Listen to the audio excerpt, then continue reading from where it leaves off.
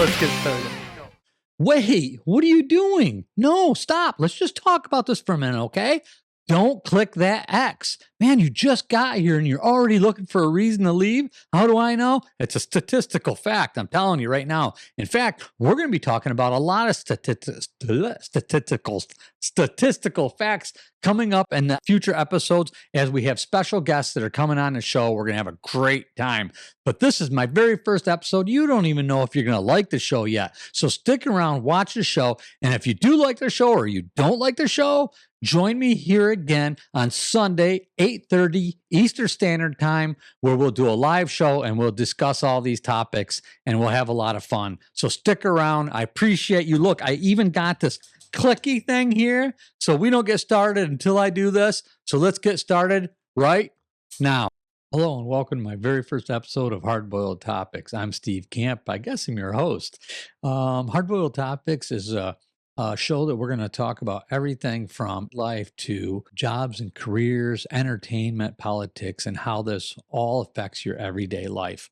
I'm going to have people on the show. We're going to have interviews. It's going to be a podcast show. I already have some people invited that are coming on. We got a very popular gentleman that's going to be joining us here soon. I don't want to give a name quite yet, but I can't wait to have him here. He's got one heck of a history, a lot of information, and he's a lot of fun. I mean, he's in the entertainment world, comedy, politics. He does all this stuff. So really phenomenal guy. I've known him and his family for a very long time. So I'm really looking forward to that. So I hope you guys stick around, maybe consider subscribing to the channel. I'm not going to say smash that button because people are sick of hearing that, I guess, or whatever. So I refuse to say smash that button. Okay. I'm not going to say that. Not going to tell you to smash that button. So we're going to move right past that. But if you do want to lightly tap that button, that's fine by me. I don't care. It's fine. Anyway, so don't leave. I'm just playing around. Okay. So we're going to have a lot of fun here. So this morning I got up and I opened my news feed just to be shocked again. I mean, it's just, I've never been shocked so much. It's this past 4 years, past 8 years, really.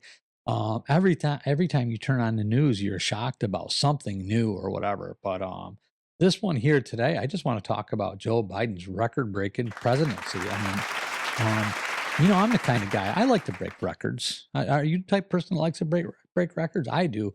I've never won a hot dog eating contest. I can't even imagine. Like, I don't even know how people put these things down. Like, they'll eat 70 freaking hot dogs. Like, I love a good couple of hot dogs. I might even be able to eat 4, 2 chili dogs and 2 slaw dogs, or just mash them together. I don't care.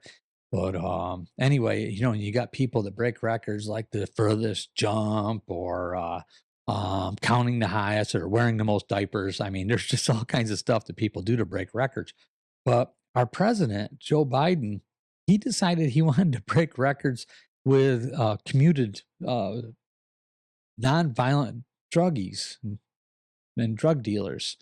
I don't understand this one. Like, if you want to go down in history for breaking a record, like, do you really want it to be that you commuted the most felons and violent felons? Or no, listen, you can't say he only commutes nonviolent felons because he commuted 37 sentences on the death row. I mean, who does that? I mean, I can't even fathom, like, the families and what these people went through, not just when their family members, loved ones were murdered, but they talk about how you go back and forth to court for years with this stuff and the pain and suffering and reliving these situations over and over and over again. The millions of dollars spent on these 37 people. And then for him to just commute that, we're not going to kill you. It's all good. Why? I don't even understand. I read some of the stuff about what these people did. I mean, I just can't imagine. Why would you want to do that?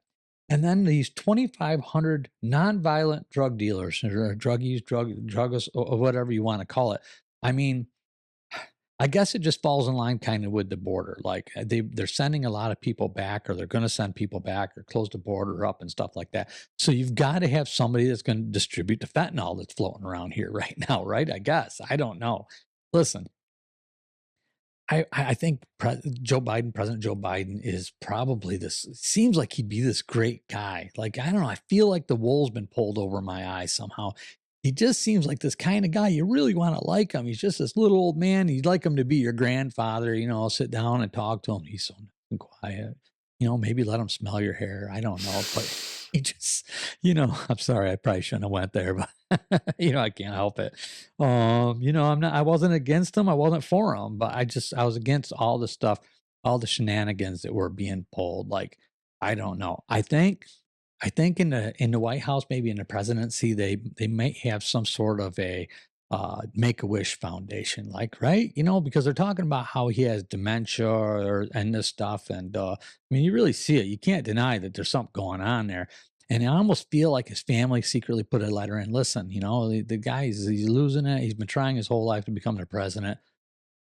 Let's give him a shot, we'll make a wish, and, and he made it in there and became our president. And then what the hell happened this past 4 years? My goodness gracious. It's been absolutely crazy. We're talking about the sentences that are being commuted. Let's talk about, do we talk about the open border? He's got the record for the most people that have come over that border in our history. I mean, he might even have beaten how many people came over the border on the Mayflower on. I mean, for crying out loud, the amount of people that have crossed over that border. And I'm not against it. I'm not against people coming over the border. And that's how we got here. We're a very diverse country. I mean, it's an amazing and beautiful thing. But the people that are getting sent over, I mean, a lot of them are terrorists and cells, sleeper cells, and drug dealers, and with the fentanyl, and the sex trades, and all the stuff that's going on. I just can't wrap my head around how anybody could allow this to happen, how and promote it, really, for that matter. And sit there and say, "Oh, don't come over." But if you do, we're going to give you free room and board, a cell phone, insurance, and everything you don't have in your other country right now. Why not spend that money to just clean up that country? I mean, I don't know. I think like Mexico and some of these other countries are absolutely beautiful, right? Not that I've been there, but so I hear, but they're absolutely beautiful places. They just got some bad things happening. I mean, why not go help them just fix that? I mean, if somebody, I wouldn't get rid of my house if somebody rebuilt it for me, right? I mean, I don't know. I don't know. Well, I built it myself, but whatever. Then all right. So what else we got here? I just jotted down a few notes because this is my first episode, so it's going to be a little bit messy. Okay, so bear with me until I get my bearings on this and we pull it all together. But I've been working on this for a while, and I figured we got to start somewhere, and that triggered me this morning. So I says, okay, we're gonna start there. How about the military equipment giveaway in Afghanistan? I mean, here's another record breaker. I mean, I don't think we've ever given away. Well, no, strike that.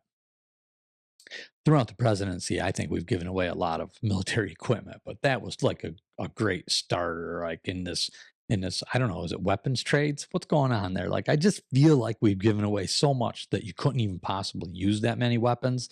So I kind of feel like I wonder, I'm not a conspiracy theorist, but what's going on there? Is there some weapons trades going on? And then the money we've given away to other countries is just mind blowing. I can't even fathom how, when we have a deficit, we're dumping out tractor trailer loads of cash to other countries. How is this happening? Why would anybody do something like this? This is another record breaker. We've had to have given away more money than we've ever given away in history to these countries. Yet we can't take care of our veterans. Every veteran should have a home. With the amount of money they've given away, every single veteran in this country should have a home. Homeless should be a thing of the past. Like, there should be no such thing as homeless.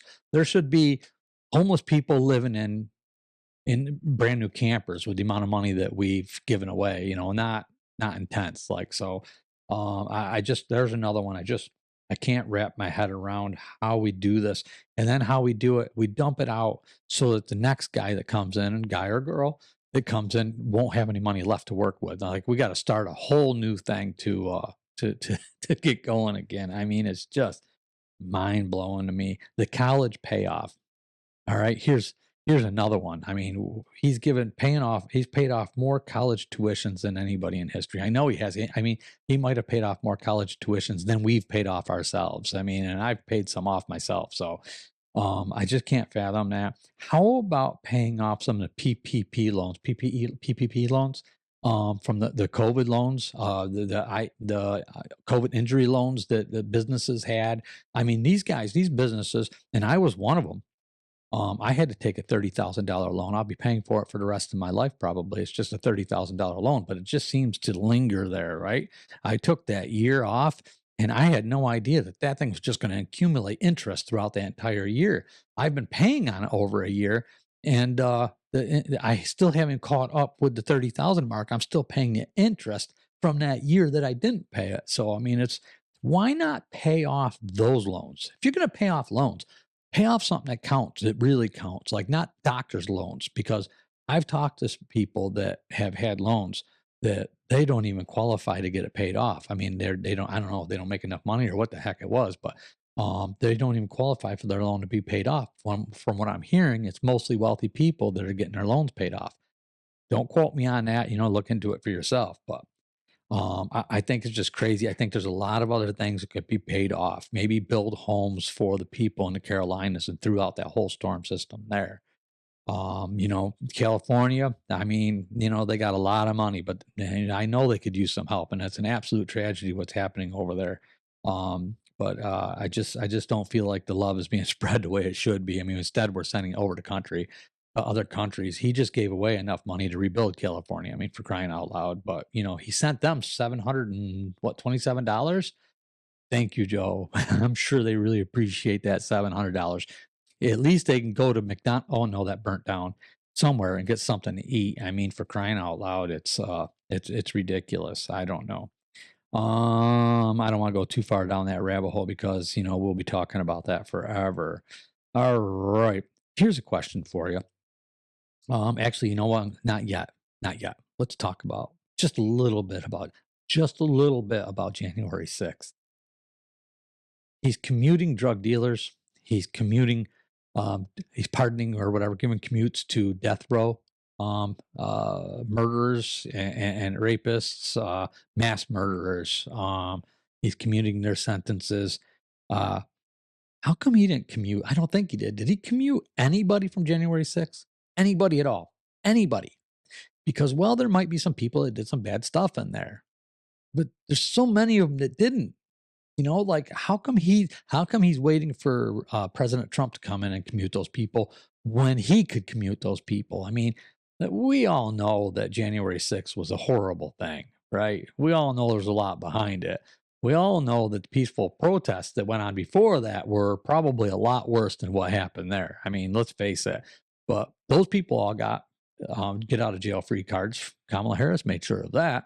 Joe Biden, I'm sure he helped out with that as well. But I don't know. It's crazy. Like if you're going to commute sentences, kind of work across the board, commute sentences where they belong, not for mass murderers, for crying out loud. But again, he seems like the kind of guy you just want to like this guy, but you got to wonder where's the mentality. Well, how do you commute these people? Why would you commute these people? I don't know. Anyway, maybe somebody can explain that to me. So anyway, here's the next one. Here's a question for you. How do you know what's true anymore? Right? How do you know what's true? Like I get up in the morning, we watch GMA. Okay. So we kind of know where that channel falls in line, right? Politically. And then in the evening we watch Fox News. So we kind of watch the spectrum on both ends and try to compare apples to apples, right? To see what's going on. Like, I don't even know anymore. Like you hear from one side, you hear about how everything Joe's doing is great for the country. And I mean, they say it with a straight face that these things that are happening that he's doing are wonderful things and it should be done. This is the right thing to do. He's making history. He's breaking records, for crying out loud. I just don't understand it. It's like your kid stays out too late and they get home and you congratulate them on doing the right thing. But instead of pedaling their ass, which is what happened to me, like when I stayed out too late, I got my ass pedaled. I mean, my parents taught me right from wrong. And they usually told me to avoid like murderers and rapists and stuff like that. I mean, I don't know. I don't get that. But if you listen to both sides, they hyperventilate on both ends. right? So I'll listen to Fox News and they'll talk about Joe and Kamala and all them and Democrats and bad, bad, bad, bad, bad. They also will, um, support ones to do good things. I mean, like I was shocked about Fetterman. I mean, I couldn't believe it when he come forward and he's basically supporting Donald Trump. I mean, I don't know. It's an amazing thing, I guess, because and not because it's a Republican Democrat, because it's unity. Like it's you're not seeing a lot of that, but now you're starting to see a lot of that. Especially after all the things that they said. I mean, he's unifying with Hitler. I don't, I don't know, but all I know for sure is I can tell you this, and I don't know about you guys, and I'd love to hear from you. Tell me about this. 8 years ago, prior to 8 years ago, prior to 2016, my wife and I grew up doing construction. I've done a lot of other things trying to get out of construction because I hated construction. I didn't hate doing it. Like I enjoyed what I could do creating stuff like that. And we need like construction is very important. We need tradesmen. You got to stick in the trades. It's a phenomenal thing. So I'm not cutting down construction. I'm just saying it wasn't what I wanted to do. So I tried my whole life to get out of it. Here I am. Anyway, but we couldn't get ahead. Like it didn't matter what I did. I could go out and do a floor job for somebody, put a floor down in 2, 3 days and make four, five, $6,000. Man, 2, 3 days later it was gone because we'd pay bills or whatever, get caught up. 2009, 2008, 2009, I think we went bankrupt or we were going belly up. We lost our businesses and stuff like that. So I had to I went and got my CDL and to drive truck because I figured it was the only way I was going to make any money. Try to get back on our feet again. That was 2008, 2009. So I drove fuel tanker for a few years. I drove them right up until I rolled one because the people I worked for wouldn't listen to me when I told them there was something wrong with the truck. And I ended up sliding it off the road, a fuel tanker, and off into a ravine. So yeah, it was a pretty bad situation there. So, I got out of truck driving and I drove a little bit more after that. So, I did jump back up on that horse. I drove for a couple more years, but yeah, I was always looking for that exit door to get out of there, especially with fuel tankers. So I got out of that and I went back into construction. So amongst a couple other things, I went into house flipping, but I didn't go into house flipping until 2016. Like we were losing places, stuff left and right and stuff, and we just could not get on our feet. And 2016 kicked in, and from there on, I did go into house flipping eventually there. 2015, 2016, that was when we did our best. Like, I mean, that 4 years was incredible. I mean, it was incredible. And then in 2020, everything started to slowly decline and all this chaotic stuff was happening. You didn't know which way to turn. You didn't know what was up and down anymore. So, and everything, I just have to say that from that point forward, how was anything good? How was anything bad? But they'll tell you that it was because of the other person that, like, Joe will say it was because of him. Trump will say it was because of him. Barack Obama will say it was because of him. But it just seems like I have to say under Brock's, and I liked Barack Obama. I thought he was phenomenal, charismatic guy. I thought this was going to be a great presidency, but we did go broke. Um, and then Trump comes in and we made money, and then Biden comes in and we're going broke again. So I don't know. How do you know what's real anymore? I just have to go with what I see, I guess, right now. So what I see is I'm really excited about this next 4 years. And I guess we're going to find out the real truth here, if he's going to be a dictator or if he's going to bring this country. I think he's going to do amazing, great things with this country, but yet we're hearing he's going to destroy it still. We're hearing that a little bit of back channel stuff that he's going to destroy the country. He's a dictator. But I think he's going to do amazing things. And listen, after his term, I hope we get somebody else like him in there, providing he does a great job. And I really strongly believe that he will. But I don't care if it's a Democrat that's following the same type of policies.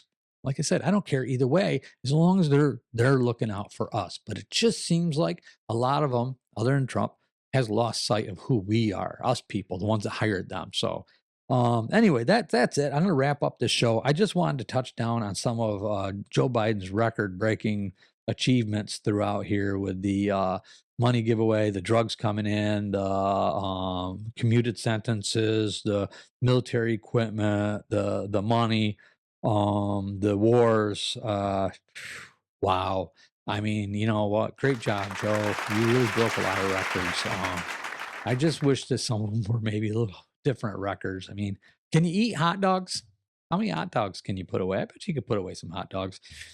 It'd take him a while, but he could probably put them away. Anyway, thank you for joining me here today. I hope you enjoyed the show and you'll come back for more. Like I said, give me a chance. Here's the first one. So I kind of got to get my bearings here and I'll get this together and we'll have a lot of fun. We got some great stuff coming for you. I'm looking forward to doing some interviews that's coming up here real soon. So that's it for now. Take care. I'll see you again next time.